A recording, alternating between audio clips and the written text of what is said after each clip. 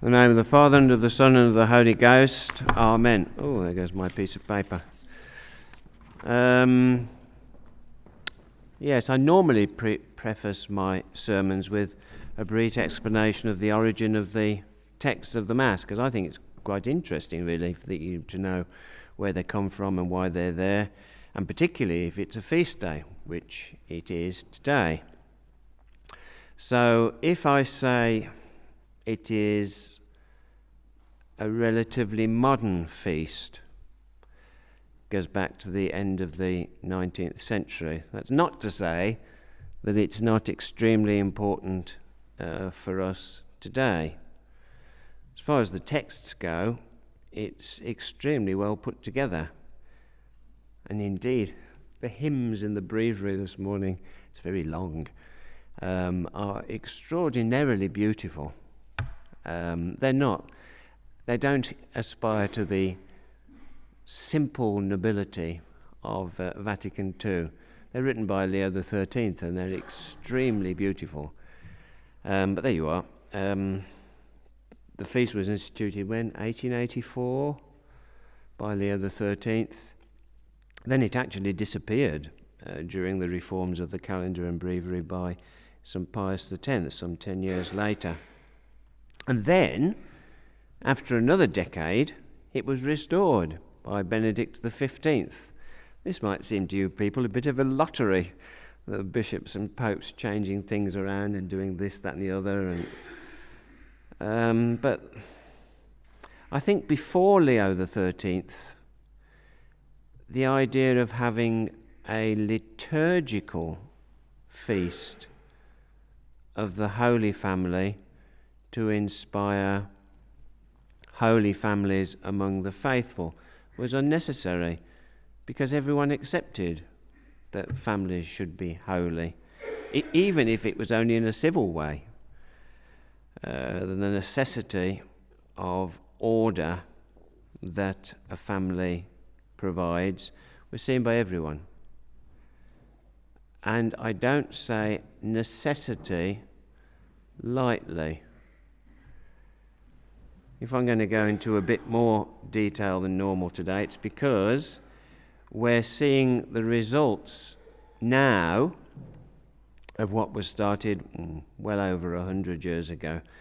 And we're so used to the status quo now that few, if any, question it. You see, the principal motivation for Leo XIII of instituting a liturgical feast for the Holy Family was, in fact, his in-depth study of the motives and the aims of the Freemasons.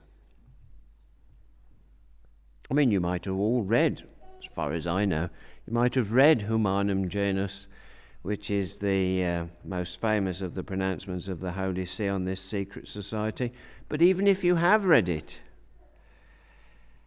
it's a very academic, philosophical document. And it talks about concepts that have been lost, certainly from the episcopate to whom it was originally addressed. None of the bishops today can understand anything that Leo XIII is talking about. It's gone. But even the popular understanding of these concepts that had guided society before 1884 has largely been lost. What's replaced them now, and what everyone accepts as being the received narrative, are the principles of Freemasonry, viz., well, these are the ones that Leo XIII goes into: naturalism, popular sovereignty, and separation of church and state. Well, there you are. Three concepts that many won't even understand. And of those who do understand them, many won't grasp the significance of what's going on. What on earth is naturalism, for example? Well, I suppose the basic concept is easy enough to grasp. Reality is the natural world. Reality is what we can see and touch. There is no supernatural world. Leo XIII talks about the studious endeavour of the Freemasons to destroy the chief foundations of justice and honesty, and to cooperate with those who would wish as if they were mere animals to do what they please, which tends only to the ignominious and disgraceful ruin of the human race. That actually seems quite hard on animals, if I'm honest. I mean, animals, okay, they seem to us to do what they want. That's because they obey their instincts. But the instincts that animals obey were given them by God. There is no fault in the animals for doing what they want. They're simply following the program. They're following what God has put into their nature. Of course, we've been given instincts. We have certain instincts, that's true. But God has also given us the use of reason. That is to say that we shouldn't follow our instincts always, and certainly not our selfish desires and the passions, if there is a higher reason, a supernatural reason for not doing so.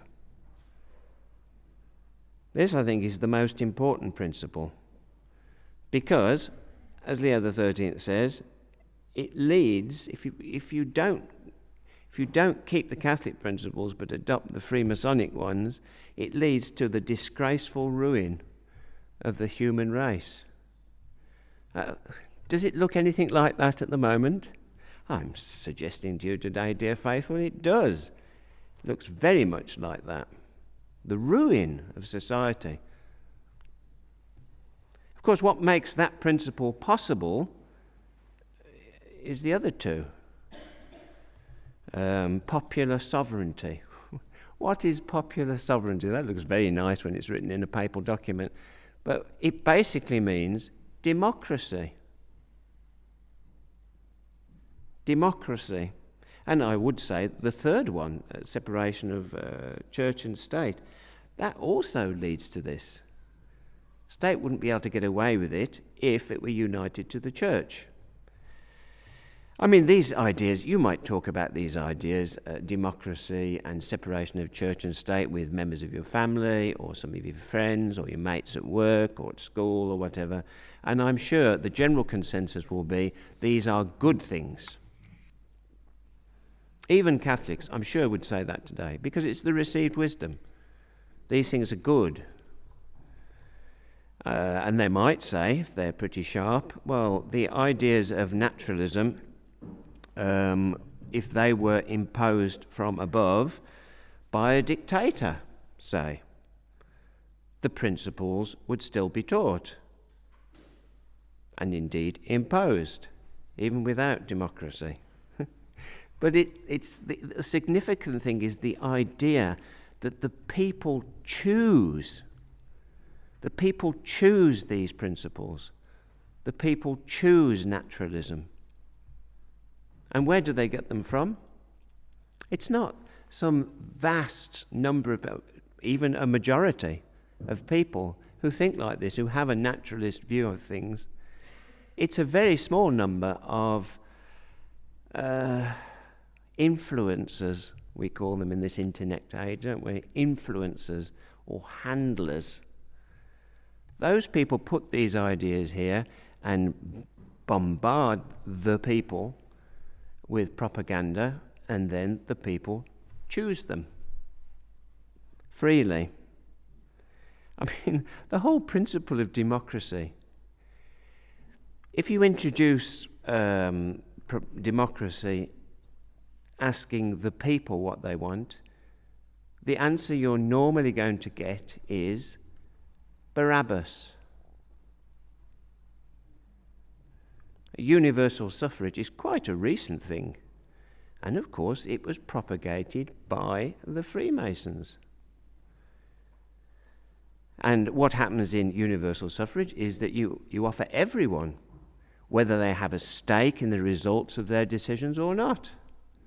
Everyone gets a chance to choose, and they normally present it like this. You can either have free goodies and handouts, an easy life without responsibility, or we can take fiscal responsibility in this present situation in which we find ourselves. And I'm afraid if you put it like that, the majority of people, and that's all that counts, the majority of people will take the free goodies.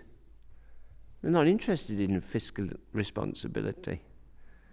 They want free goodies. They're not worried about who's paying for it.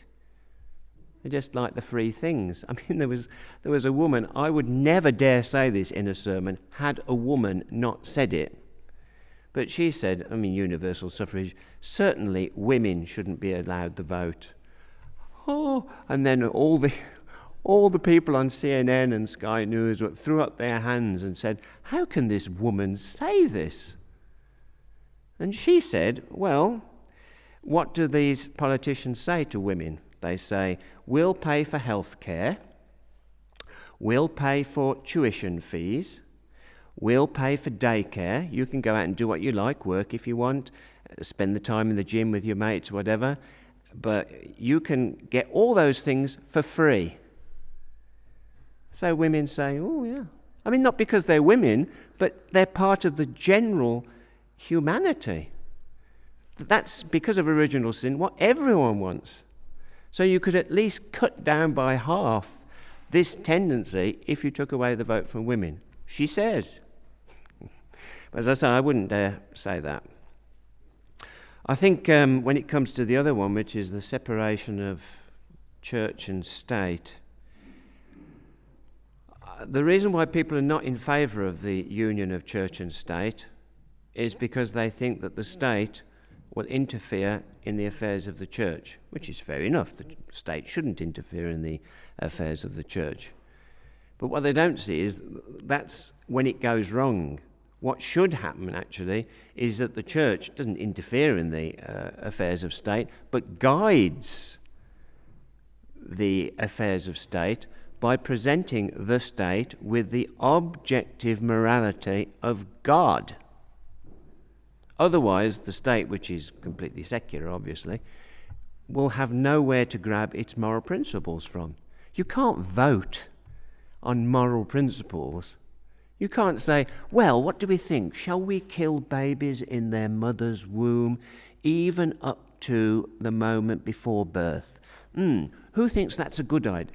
I mean, that is absolutely bizarre that you would ask people for their opinion on that. It is obviously, and taught by God moreover, evil. So the church needs to be in a position where it actually says these moral truths and the government is forced to accept them because there is no separation of church and state. I mean, I'm thinking now, yeah, that works, of course, if the church is in a healthy state with a small s. I mean, you all remember, we all went through it together. We were all in this together 2 years ago. Who shut the churches? Who stopped you going to Mass? On the 19th of March, 2020. Who stopped you? 4 days before the other side did. It was the church, the bishops. The bishops forbade their priests to hear confessions. They forbade them to say public masses. The bishops. And then 4 days later, the government joined in.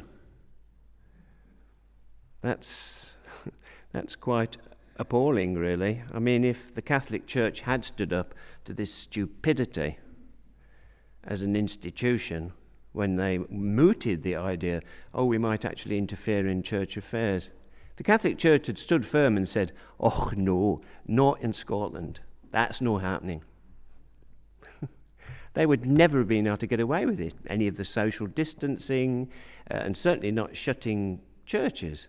They would not have gone through. Even if one bishop in Scotland had stood up and said, not in my diocese. Did any of them do it? The conservative ones? The ones who are favourable towards the Latin Mass, extraordinary form as they call it? No, not a single one. It's all very well for the government to say, well, what else can we give you for free that you'd like? But this is the church with the moral principles of God, apostatizing, basically, when it comes to their duty.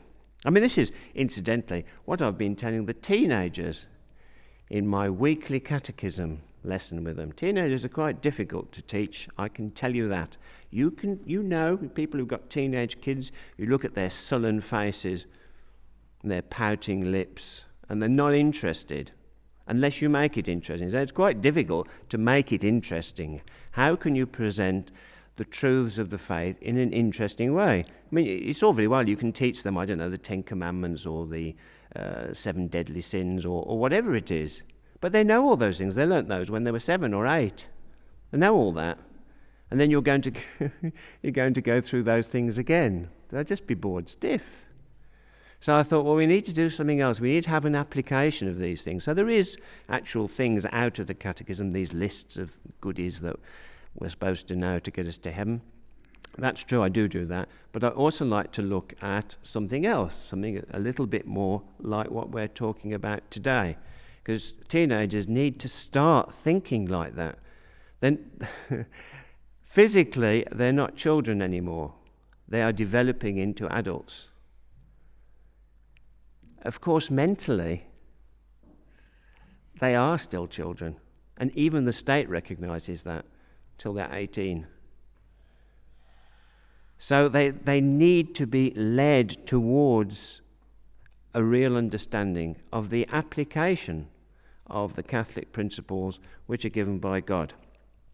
And so I used,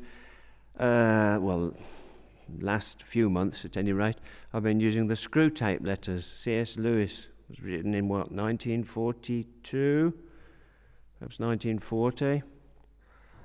Anyway, round about there, during the Second World War. And you look at this book, which was written by a Protestant. It's not perhaps a very good Catholic example of this, but it is just as prescient about the evils in society as was Leo XIII 60 years ago. Of course, because Leo XIII was a Catholic Pope, he did get there 60 years earlier.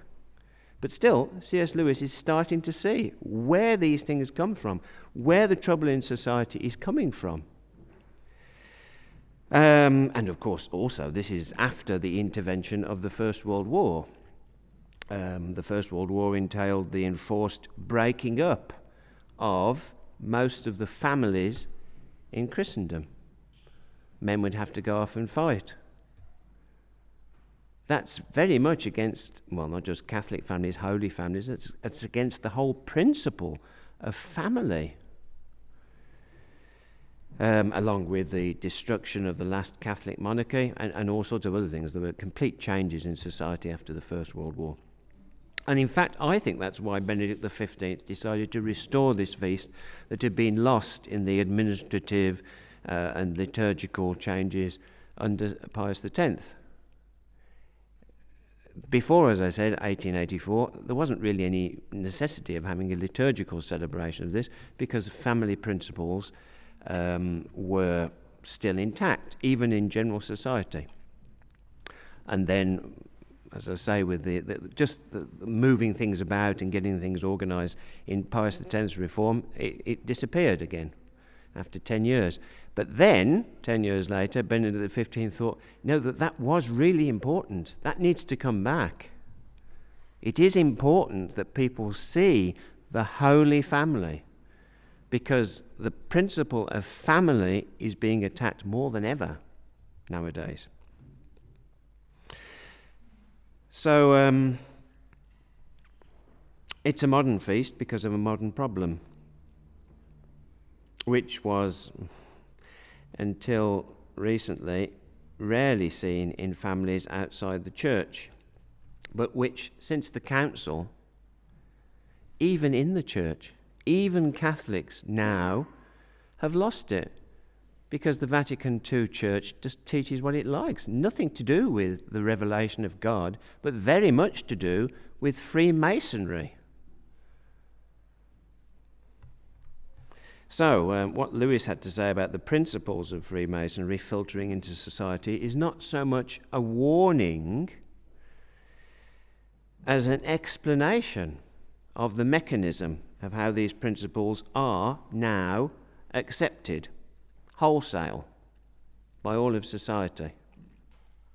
I mean, there's so much. I wanted to give you some examples of this, and I thought, gosh, it's a very small book, but I'll just pick one that's more or less related to the family, because that will be quite interesting. So you've basically got this conceit, which is that Screwtape is a trainer devil. He's teaching young devils how to tempt people, how to bring them away from the truth, how to bring them away from God.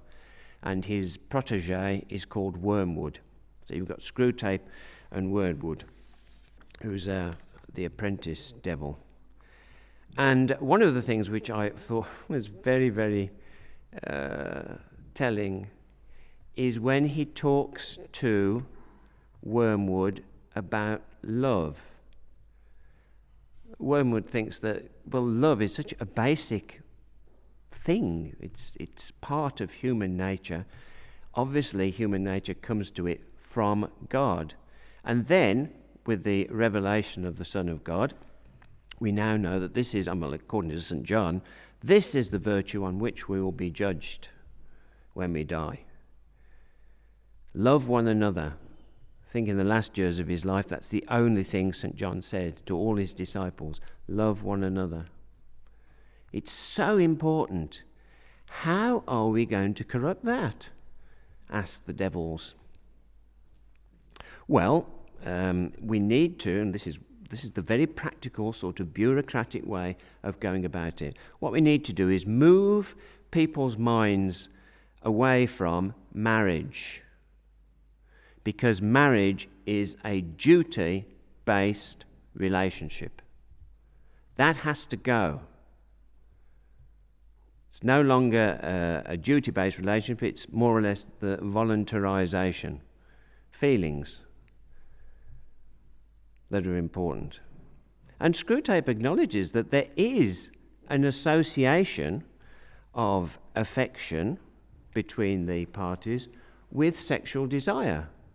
It's not that that's completely made up or something that the Freemasons or anyone else came in and said, oh, well, let's just pretend that. No, there is an association between those two things.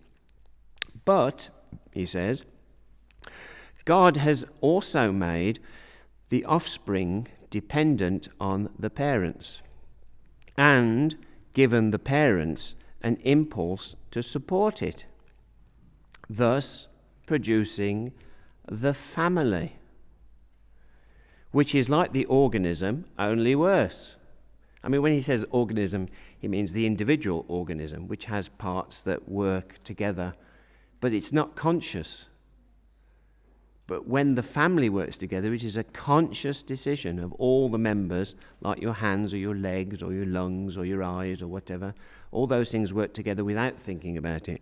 But in the family, those members of the family all have to work together, but they have to be conscious about it. So it's even worse than an individual organism, when it's this organism which appears after marriage and a family is formed.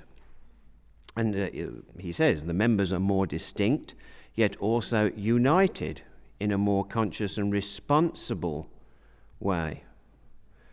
The whole thing, he says, the whole thing, in fact, turns out to be simply one more device for dragging in love. The truth is that whenever a man lies with a woman, whether they like it or not, a transcendental relation is set up between them, which must be eternally enjoyed or eternally endured. Humans can be made to assent to the false belief that the blend of affection, fear, desire, which they call being in love, is the only thing that makes marriage either happy or holy. So, in other words, family is a relation that is created by nature, but if we can reduce it, it's the devil talking obviously, if the devils can reduce it to a subjective feeling of love,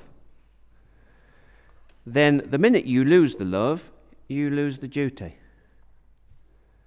So that's obviously what's happening now with regard to marriage.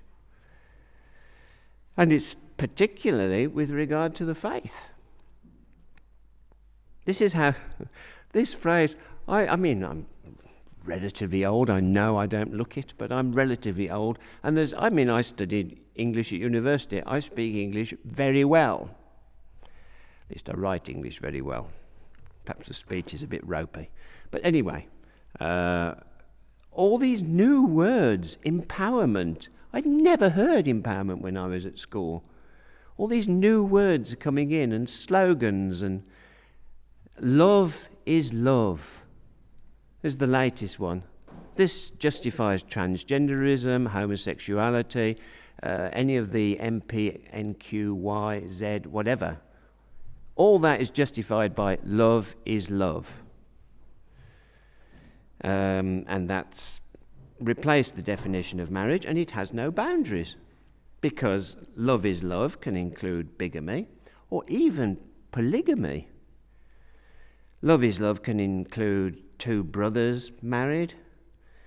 Love is love has no definition, because obviously love is not, in fact, love. Not as they mean it. That's not what love is. Love is not love as they see it. Love in the traditional sense meant duty. Love in the traditional sense meant familial relations between men, women, and children. If you redefine love by that subjective feeling within you, then love is love could be true. It's just what you feel at any particular time. It's not eternal. It's not a theological virtue anymore. It's just what you happen to. It's just the passion, isn't it? The passion of love now. That's what it's been reduced to. The problem is that it is a complete redefinition.